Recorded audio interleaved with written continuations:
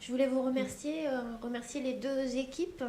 J'ai en particulier bien sûr Nicolas, parce que je m'en excuse, pas pu assister à la journée de décembre, et donc du coup j'envoie les résultats un an après, et puis on est dans l'attente de la brochure.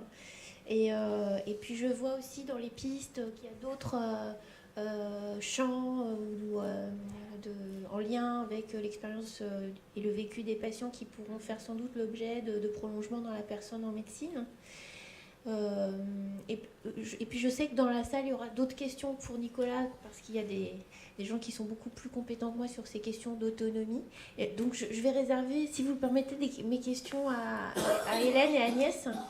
Je voulais vous remercier parce que y a un point qui m'a paru vraiment très intéressant dans votre travail, c'est par exemple ce que les entretiens ont permis de dégager, me semble-t-il, c'est la rupture avec la norme en partie médicale mais aussi sociale de l'avant-après pour penser la maladie. Hein. C'est ce que nous apprennent finalement les patients que vous avez interrogés, du fait de la chronicité qui les affecte depuis l'enfance, c'est qu'effectivement, et finalement dans leur cas, mais à mon avis dans plein d'autres cas et dans des expériences de maladie à vie qui vont sans doute se multiplier, penser en avant et en après, en termes de bouleversement, on en a déjà parlé ce matin à propos de la transplantation, c'est quelque chose qui est sans doute tout à fait à relativiser. Et, et qui doit sans doute amener à prendre en compte dans les consultations et les hospitalisations la particularité des trajectoires biographiques qui ne peuvent pas être comparées avec les bien portants au fond. J'ai quelques questions quand même. Je voulais vous demander quel est pour vous l'apport spécifique de la sociologie dans votre travail, en particulier par exemple, c'était intéressant les verbatims que vous nous avez restitués, mais j'ai trouvé, enfin c'est peut-être une perception de cette restitution qui est nécessairement brève. Par exemple, vous analysiez le langage un peu en comparaison avec ce qu'on pourrait attendre en termes de langage médical. C'est-à-dire, le jeune patient ne dit pas j'ai des diarrhées chroniques, mais je ne mange pas. Mais évidemment, on l'entend bien, mais est-ce que vous pouvez nous dire en quoi, par exemple, il y a un éclairage et des concepts sociologiques qui permettent d'aller plus loin que cette comparaison entre un langage profane et un langage médical, et qu'est-ce que ça peut apporter? Et dans la même veine, je voulais vous demander comment vous pensiez maintenant si la méthode de faire la recherche en même temps que la consultation clinique elle-même. Est-ce que vous recommenceriez les choses pareilles? Quel type de limites vous en tiriez? Comment vous continueriez éventuellement? J'en ai encore deux, trois, mais elles sont toutes courtes. Pourquoi je voulais vous demander, dans les conclusions que vous en tireriez, est-ce que finalement ce dispositif de consultation de transition vous paraît être vraiment un levier de transformation des soins? Ou bien est-ce que vous en verriez d'autres? Et parce que voilà, on voit bien là des trajectoires, des continuités biographiques, des variabilités de situation.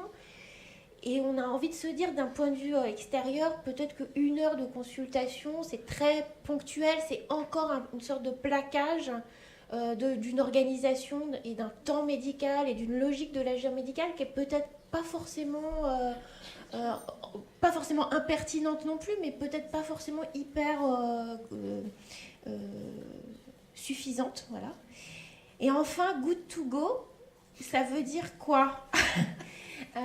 C'est le questionnaire qui s'appelle Good to Go.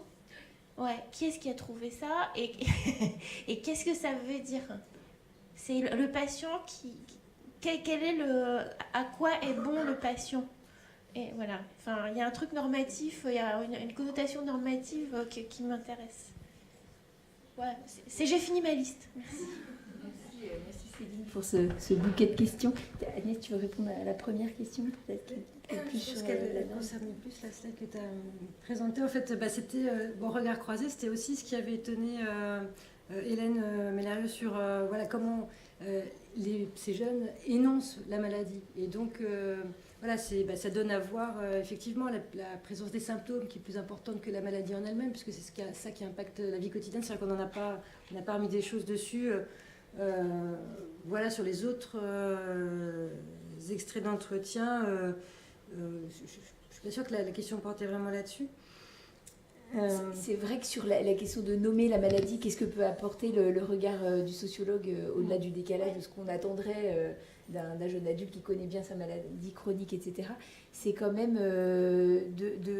la façon dont il le présente, c'est la façon dont il le vit dans sa chair, dans son quotidien, dans sa vie sociale. Et c'est en fait la définition de la maladie chronique du comité de santé publique chez l'enfant, parce qu'il n'y a pas de définition consensuelle, mais c'est celle qu'on utilise le plus souvent, qui n'a pas d'ailleurs vraiment de durée de la maladie comme pour les définitions qui ont été proposées chez l'adulte. Là, c'est vraiment une maladie chronique sur plusieurs mois ou sur plusieurs années qui a un impact social, notamment avec éventuellement un handicap. Et donc, ça nous permet l'utilisation des mots nous renseigne un peu sur vraiment ce qui est vécu par le jeune et quel est le premier impact qui est pour lui, en fait, l'identité même de la maladie. Enfin, je ne sais pas si ce serait le terme, mais... Et en fait, avoir quand même cette description de la maladie avec les mots du jeune et donc sa perception, sa représentation de ce qui est la physiopathologie, même si c'est assez décalé par rapport à ce qu'on aurait appris dans un cours de médecine, c'est quand même vraiment intéressant parce que ça nous permet de voir ce sur quoi on doit travailler, quelles sont les choses qu'il nomme, quelles sont les choses qu'il ne nomme pas, qu'il passe sous silence. C'est quand même chaque fois vraiment des histoires éloquentes. On pourra parler de ça. Donc voilà, il y avait la question sur le Good to Go et le dispositif lui-même de consultation. Alors le dispositif, on entend bien qu'une consultation one shot, c'est évidemment insuffisant. L'idée, c'est vraiment de prendre un temps dédié à la transition, qui est une problématique qui agite beaucoup la communauté des soignants et la littérature, avec un risque encore une fois de dégradation de l'état de santé, de mortalité élevée, de rejet du greffon qui est important. Et prendre ce temps, il est quand même extrêmement important vraiment pour parler de l'avenir au moment où le jeune, à la fois, il fait partie d'un groupe social d'adolescents qui commencent à se projeter, à construire des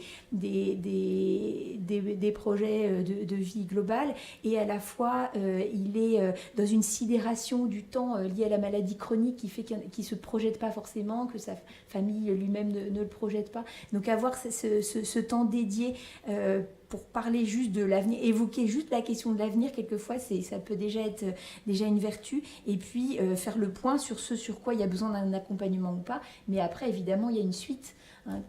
Donc, c'est une proposition de soins et d'actions qu'on fait concrètement par le plan en personnalité de transition que je n'ai pas développé là, on n'avait pas le temps, mais qu'on restitue en fait aux équipes soignantes pour proposer un accompagnement psychologique du jeune ou des parents, des ateliers de formation des jeunes sur, par exemple, les aspects administratifs de la maladie, des choses comme ça, pour les aider à l'autonomie. Mais donc ça...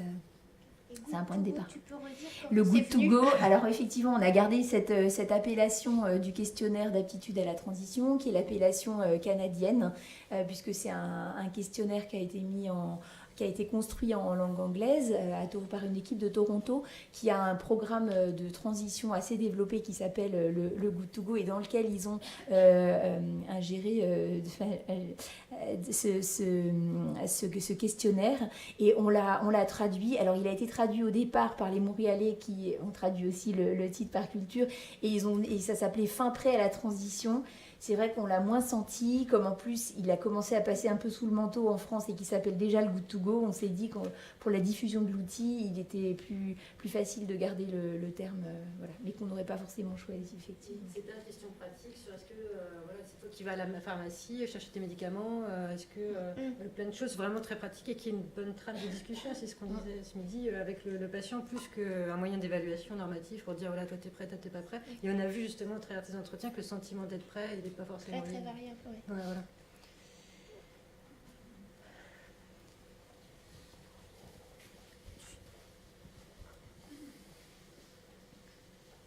Alors, vous pouvez relever la... J'ai vu 2 mains se lever. Voilà. Oui, c'est vrai que sur cette appellation Good to Go, ça m'a fait penser à bon pour le service. Comme ça fait, enfin voilà, il y a quand même un côté, et on peut quand même interroger peut-être l'espèce d'architecte de pensée qui est incorporé dans ces questions et qui, ouais, enfin voilà, cette idée qu'on travaille sur des patients atteints de maladies chroniques et comme dans les consultations d'annonce, il y a l'idée que voilà, une bonne fois pour toutes, on va lui expliquer ce qu'est la maladie et puis voilà, il le sait, donc on passe à l'étape suivante. Ben non, le patient, il n'est pas passé à l'étape suivante où en fait, il n'arrête pas de faire des boucles et finalement, comment on l'accompagne dans ces boucles, ça, voilà, ça rejoint peut-être votre plan. J'avais juste une question de méthodologie. Vous dites que vous n'enregistrez pas, mais alors comment vous faites au niveau... Vous faites de la prise de notes et retranscription ou... Non, en fait, les entretiens font l'objet de prise de notes à 2 personnes et donc on les tape pas par la suite. S'il y a un doute ou quelque chose, on va plutôt échanger entre nous pour savoir si c'est relu. En fait, généralement, moi maintenant je les tape en fait. Parce que je prends dorénavant des notes sur mon iPad. Donc du coup, c'est comme ça que je prends les notes, et du coup je l'envoie à mon collègue qui les relit, voir si on est bien d'accord, si on a bien entendu les mêmes choses. S'il y a un désaccord, on s'appelle et voilà, c'est comme ça que ça reste. Oui, ça marche. Moi j'aurais une question à Monsieur Fourreur.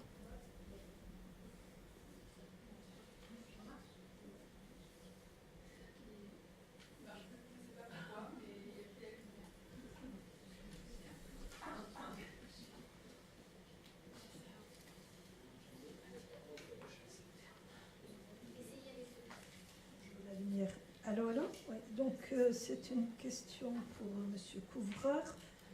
Vous avez présenté, vous avez parlé des outils de défense du droit des patients. Donc est-ce que vous pourriez me dire quelque chose dessus, et notamment lorsqu'on peut les appliquer aux personnes âgées, c'est-à-dire est-ce qu'il y a des différences et est-ce qu'il y a des éléments intéressants? Ce que je range sous le vocable outil de défense des droits des patients, c'est un peu large, c'est tout ce qui concerne les lois sur les droits des patients, la loi de 2002, la personne de confiance et les directives anticipées. Même si en psychiatrie, ça s'élargit au concept de directive anticipée en psychiatrie, comme je l'ai dit. Et puis, il y a l'idée que la loi sur l'hospitalisation sans consentement est aussi un outil de défense quelque part, qui n'est pas uniquement le droit des patients, enfin en l'occurrence si, mais même si ce n'est pas dans le cadre médical, ça fait partie du package pour moi de ce que j'ai appelé droit des patients. Alors c'est intéressant votre question sur Vieux, parce que il se trouve que j'ai fait pas mal d'études de un peu comme celle-là, sur les personnes âgées, sur l'institutionnalisation, sur la médicalisation de la vieillesse. On a fait aussi sur les directives anticipées chez les personnes âgées. Et il se trouve qu'en termes d'autonomie, le résultat, puisque même si on part de la question des droits des patients, ce qui nous intéresse quand même d'un point de vue éthique, avec notre balance éthique, c'est de renvoyer la question au nom du respect du principe d'autonomie. Et donc ça ne se limite pas aux droits des patients en l'occurrence. Et on voit bien là en psychiatrie que respecter les droits des patients ne suffit pas à respecter une certaine forme d'autonomie ou de la restaurer. Et chez les personnes âgées, il se trouve que les conclusions n'étaient pas du tout les mêmes. En termes d'autonomie, pour moi, une personne âgée, c'est pas les mêmes noms qui me viennent. En gériatrie, ce que j'ai vu, c'est plutôt l'autonomie résiduelle. C'est que j'ai l'impression qu'on n'écoute pas forcément toujours ce qu'une personne âgée a à dire, alors qu'elle est encore capable de dire des choses. Il y a son autonomie authenticité, c'est qu'à défaut d'avoir une personne devant soi qui est capable de s'exprimer, d'avoir des revendications, c'est une personne qui a souvent 85, 90 ans, voire plus, et qui a eu une vie. Et donc, qu'est-ce qu'on fait de cette vie ? Qu'est-ce qu'on fait de ce qu'elle a dit auparavant? Qu'est-ce qu'on fait de la façon dont elle a mené sa vie au moment où il faut décider d'une institutionnalisation qui sera faite contre son gré, d'une pose de gastrostomie pour une alimentation artificielle, etc. etc. Et puis enfin, l'autonomie substituée. C'est-à-dire que la place des proches est très particulière en gériatrie. Et c'est souvent eux qui peuvent à la fois défendre cette autonomie-authenticité, c'est-à-dire ce que la personne a toujours été dans sa vie, et parfois dépassent un peu trop leurs prérogatives, c'est-à-dire qu'on fait parfois peut-être trop pour les proches que pour la personne elle-même. Donc en tout cas, c'est marrant le parallèle que vous faites, parce que il y a des choses qui se croisent, mais pour moi, justement, les droits des patients, même si pour le coup, ils peuvent avoir les mêmes, personne de confiance, tout le monde y a droit, une personne hospitalisée sans consentement en psychiatrie ou une personne âgée en gériatrie, elles n'aident pas beaucoup à avancer sur comment je respecte cette personne en tant qu'elle est cette personne. Voilà. Je ne sais pas si j'ai répondu à vos attentes. Oui, c'est également pour Nicolas Fourreur. D'abord, sur les directives anticipées, comment vous les interrogez alors que ce n'est pas un document légalement standardisé? Est-ce que les équipes ont développé des documents un peu spécifiques? Ensuite, sur l'opposition que vous faites entre les personnes réagissent beaucoup par rapport à la contrainte, mais pas beaucoup par rapport au consentement. Quelle opposition vous faites là entre contrainte et consentement, avec l'idée de se dire que finalement la contrainte c'est bien l'absence de consentement? Alors, vous avez l'air de dire qu'en fait il y a une distinction forte, l'absence de consentement, l'absence de volonté qui ne poserait pas tout à fait problème, alors que la contrainte de corps poserait problème, quelque chose comme ça. Et puis troisième petite question méthodo sur votre pluridisciplinarité. Comment vous écrivez, comment vous analysez avec un philosophe, un juriste, et comment notamment le travail d'écriture se fait? Alors sur directive anticipée, tu as raison, c'était le protocole n'apporte rien en termes sur les directives anticipées, parce que c'est un non-sujet pour les personnes qu'on a rencontrées. Donc ça n'a même pas été développé sous une forme ou sous une autre, parce qu'aucun n'en fait. Et éventuellement, les seuls médecins un peu sensibles à la question, c'était ceux qui, en province, avaient ce fameux service contre la contrainte et qui commençaient un peu à réfléchir au concept. Donc je sais qu'il y a une étude qui se lance sur le sujet en France, mais à ce moment-là, c'était il y a 2 ans, on n'a eu aucune réaction sur directive anticipée, donc il n'y a pas de résultat pour nous. Le seul truc un peu intéressant, c'est la personne de confiance, où c'est une non-question pour tout le monde, sauf pour le patient qui dit je ne sais pas trop de quoi vous me parlez, mais j'ai le sentiment que c'est un truc qui pourrait un peu m'aider. Sur la deuxième question, et tu as raison aussi, il n'y a pas de différence entre contrainte et consentement, c'est-à-dire que ce que je voulais dire par là, je me suis peut-être mal exprimé, c'est le fait que quand on leur pose la question vis-à-vis de l'hospitalisation sans consentement, qui était notre question de départ, ils ne nous parlent pas tellement de l'hospitalisation sans consentement, ils nous parlent de leur quotidien une fois qu'ils sont hospitalisés sans consentement. Alors, c'est tout, quoi. C'est un résultat brut.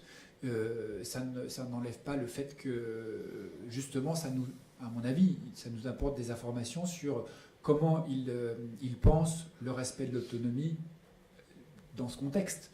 Alors après, ce qui est étonnant, c'est que toutes les revues, les publications anglo-saxonnes sur le sujet ont les mêmes résultats. Cette répartition en 3 groupes de gens qui vont parler du consentement de cette façon-là. Mais ça n'enlève rien à toute l'importance d'interroger le consentement. D'ailleurs, il y a un des médecins dans le service qui était le plus traditionnel, on va dire, où la question du consentement était vraiment mise à distance et pas du tout interrogée. Quand on lui a présenté les résultats, lui, il s'est arrêté là-dessus. Il a dit, en fait, oui, peut-être qu'on n'a pas les outils suffisants en psychiatrie pour réfléchir au consentement de la personne dans ce contexte. Et donc, il était prêt à y réfléchir, peut-être avec son cerveau de psychiatre et de médecin, mais du coup, ça l'interrogeait sur, oui, est-ce qu'on a vraiment tout inventé pour essayer de décortiquer ce consentement? Et d'ailleurs, je fais référence à un de tes articles sur le sujet dans la brochure, sur le consentement. Donc là, j'en ai pas beaucoup parlé, mais c'est vrai que ça n'enlève rien à toutes les interrogations concernant le consentement. Et troisième question sur... Oui, plus court. Pluridisciplinarité, comment on s'y prend? En fait, en gros, on s'engueule. C'est-à-dire que en l'occurrence dans cette étude, c'est moi qui mène le truc, qui prépare les réunions avec tous les résultats, et puis ils me disent non mais tu te fous de moi, j'ai pas du tout compris ça, machin, etc. Alors que la psychologue va dire bah si, je suis d'accord avec lui. Donc on s'empaille pendant quelques réunions comme ça, et puis ça finit par accoucher de quelque chose un peu structuré. Oui, ça vient un peu dans le prolongement de ça, bien que ma question était plus pour Hélène Mellerio, il y a Agnès Dumas. Peut-être parce que votre recherche est une des premières qui avait été, parmi les premières qui avait été soumise je dirais, au soutien de la personne en médecine, et que pour moi, ça fait partie des collaborations dont je suis un peu frustré, pour ne pas dire énormément frustré. Parce que justement, je vois pas bien, et je vois bien qu'il y a plusieurs disciplines, mais je vois pas où il y a l'interdisciplinarité. Je trouve qu'on n'a pas réussi à travailler au niveau méthodologique et que on a eu beaucoup de mal finalement à faire de la place aux sciences humaines et sociales dans ce projet. Je trouve que la place qui est faite, et je dirais, je provoque, hein, et je provoque parce que le programme va se poursuivre et que c'est un chantier qui est devant nous.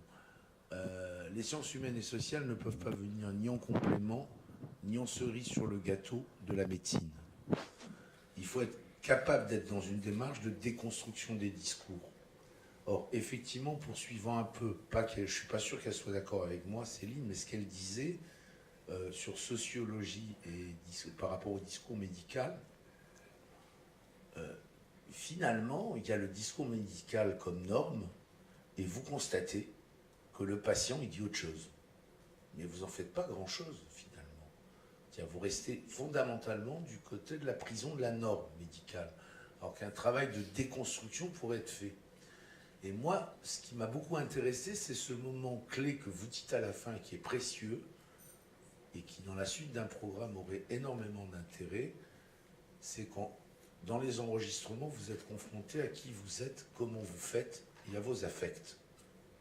Or, il me semble tout de même que du travail qui avait été fait par Étienne Seigneur en particulier, en pédiatrie oncologique à Curie, et pas seulement sur l'Île-de-France d'ailleurs, ce qui apparaissait, c'est que la question de la transition, c'est pas que le problème des patients, hein.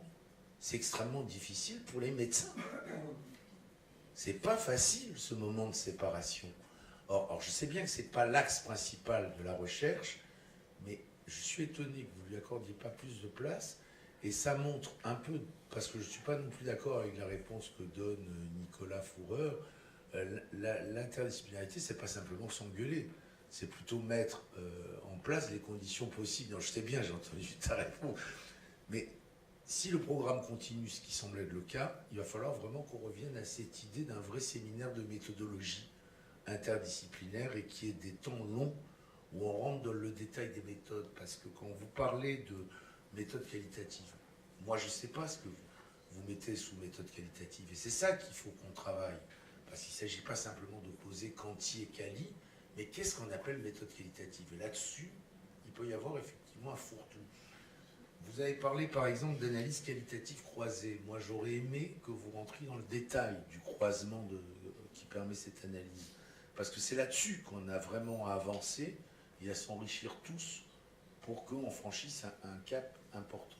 Donc je trouve que l'intérêt de votre exposé en particulier, c'est tout le travail qu'il nous reste à faire ensemble. Voilà. Merci pour ces remarques et surtout ces perspectives. Je rappelle que c'est vraiment les premiers résultats. On a eu les derniers entretiens il y a un mois, donc on est très conscient du fait que là, notamment dans la façon de présenter la maladie. Dès le début, je me rappelle que certains d'entre nous avaient été discutés avec l'équipe. On était revenus en se disant, on va pas réussir à travailler. Ils ne sont pas du tout ouverts à notre approche et à notre démarche. Je force le trait. Hein. Mais bon, c'est ça qu'il faut arriver à travailler. Oui. Bernard Pachou, je reviens sur l'hospitalisation sans consentement. Ah, pardon. Oui, non, je voulais juste étayer aussi, parce que du coup, j'ai essayé de m'en sortir facilement, mais je ne peux pas. Donc, l'idée, c'est que Nous, le protocole, en fait, ça prend des mois avant de l'écrire. Et notamment, c'est là déjà que la pluridisciplinarité existe, parce que on n'est pas d'accord sur la façon dont on va l'écrire. Et si j'envoie mon protocole, une fois qu'il est fini le protocole d'éthique clinique, je l'envoie à mon collègue médecin, il me dit, mais c'est quoi ce protocole? D'où ça sort? Enfin, vous êtes gentil, sympathique, donc oui, pourquoi pas, mais enfin, je ne comprends pas votre protocole. Et si je l'envoie à un chercheur en sciences sociales et humaines, il me dit où est l'hypothèse de départ, où est le machin, etc. Donc on est dans un trou total, ce qui fait qu'on n'arrive même pas à publier dans les revues où on veut publier, puisque c'est soit trop médical, soit pas assez machin. Et donc ça dure des mois l'écriture pour que tout le monde se trouve d'accord sur un petit mot, hein. L'hospitalisation sans consentement. J'avais mis entre guillemets la personne malade. Des collègues de psychiatres m'ont dit il est malade, non? Le moindre truc, ça prend des ampleurs tout de suite incroyables. Donc il faut ménager la chèvre et le chou et essayer justement d'arriver quand même au résultat. Et ensuite, sur les entretiens eux-mêmes, en fait, on se nourrit beaucoup au moment des entretiens. Une fois qu'on a rencontré la personne et quand on débriefe en sortant, c'est pas forcément, voilà, on boit un café, etc. Qu'est-ce que tu en as pensé, etc. On voit bien les points de rupture entre la façon dont je réfléchis parce que je suis médecin, la façon dont je réfléchis parce qu'il est citoyen, la façon dont je réfléchis parce qu'il est philosophe. Et il y a à la fois du personnel et du professionnel hein, qui se joue évidemment dans un avis, mais on voit bien tout de suite les points de rupture. Pareil, quand on présente les résultats en staff à notre groupe, pareil, il y a de nouveau une discussion à travers des disciplines différentes. Et donc on essaye justement de les sentir, de les expliciter et de les tracer en termes de résultats. Effectivement, là tu as presque kiffé. J'ai encore une dernière question pour Voilà. Toujours sur l'hospitalisation sans consentement, c'est allé un peu vite et peut-être ça m'a échappé, mais il me semble que vous avez très peu parlé ou pas de la question de la responsabilité médicale ou juridique qui quand même pèse assez lourd dans la décision de cette contrainte. Donc ça me surprend un peu. Et puis alors, en lien avec cette idée, j'ai un petit peu réfléchi à ça en travaillant l'approche de Fulford là, sur la médecine fondée sur les valeurs, où il a beaucoup essayé d'appliquer ce modèle, justement. En plus, il y avait une nouvelle loi au Royaume-Uni sur l'hospitalisation sous contrainte, où ils ont justement essayé d'impliquer la prise en compte des valeurs et par conséquent d'une pluralité de points de vue. Mais il me semble que ça leur permet d'aller plus loin. Alors, je n'ai pas très bien compris comment ils ont résolu la question, mais ce qu'ils revendiquent, c'est une décision collective, partagée. Et par conséquent, si on est logique, ça suppose aussi que la responsabilité soit partagée. Et ça, j'ai l'impression que ce n'est pas une hypothèse que vous avez comment dire, soulevée. Parce que pour l'instant, au fond, la responsabilité, c'est le médecin qui la prend. Il y a un expert, il y en a un deuxième, mais c'est lui qui, au fond, tranche. Alors que le modèle, si on accorde un poids important à la prise en compte des valeurs, alors ça devient une décision, mais aussi une responsabilité partagée, et donc ça change assez profondément le modèle.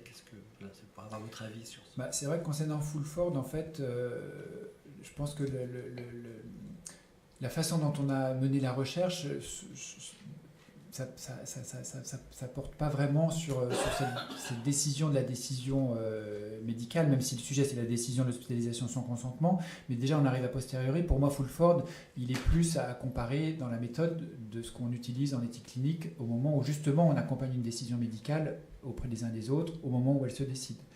Et avec cette idée que ce que j'ai compris de Fulford, en tout cas, c'est que en tenant compte des valeurs des uns et des autres, on arrive à une certaine forme d'entente, parce que les uns, une tolérance, du fait de la tolérance vis-à-vis des valeurs des uns et des autres, on arrive à un résultat. Alors que, comme je l'avais dit à l'époque, quand on avait fait la journée sur justement son livre, il me semble qu'en éthique clinique, on ne défend pas du tout ça, même si les valeurs des personnes peuvent être importantes, notamment pour savoir à qui on a affaire en tant que personne. Je ne suis pas certain qu'on cherche à tout prix à le respecter. Il n'y a pas que ça en jeu. et que c'est un équilibre des principes d'éthique clinique, des principes de Beecham-Childress qui pour nous font qu'on va arriver à une décision. Mais, donc du coup, peut-être que peut-être que c'est un autre sujet, un autre jour, on pourrait le détailler. Sur la responsabilité médicale, oui, les médecins en ont parlé, mais plus au nom de est-ce que vous comprenez bien à qui on a affaire et quels sont ces patients, et vous voyez bien que si on ne les enferme pas à ce moment-là, ils sont à risque de mourir, etc.